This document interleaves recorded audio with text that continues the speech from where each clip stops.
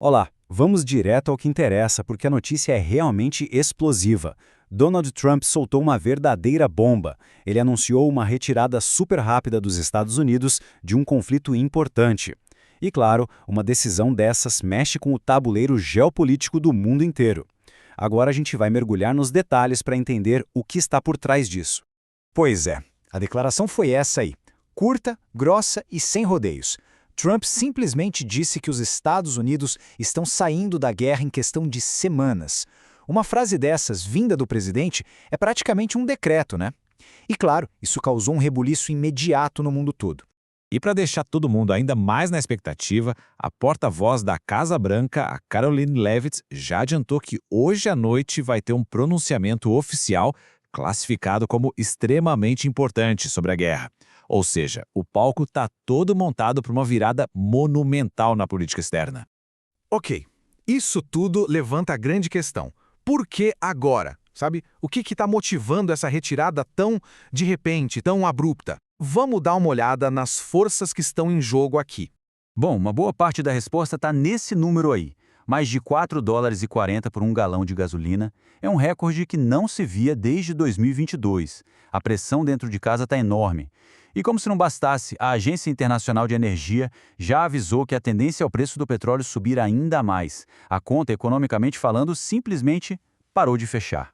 E aí a gente se pergunta, né? Até que ponto o presidente dos Estados Unidos pode simplesmente ignorar tudo isso? Ele tem o poder de passar por cima de uma realidade econômica e política tão forte assim?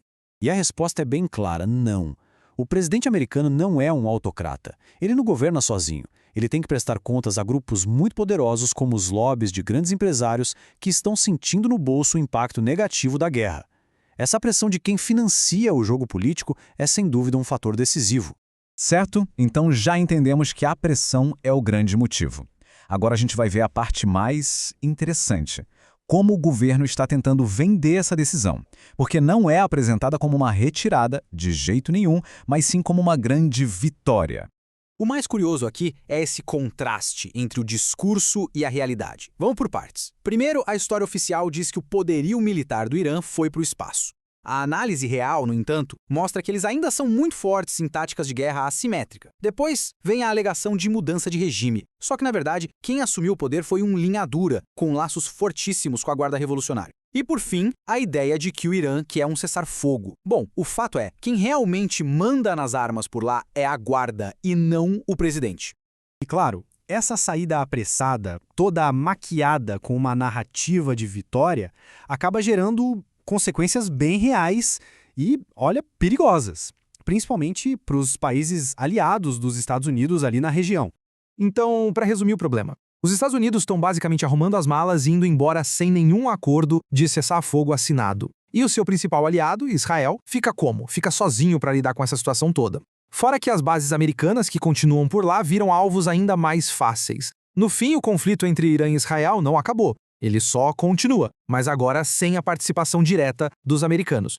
E quando a gente está um passo para trás, percebe que isso tudo se encaixa num padrão maior. Essa decisão não parece ser um caso isolado, sabe? Parece fazer parte de uma visão mais ampla de Trump sobre a política externa e as alianças de longa data.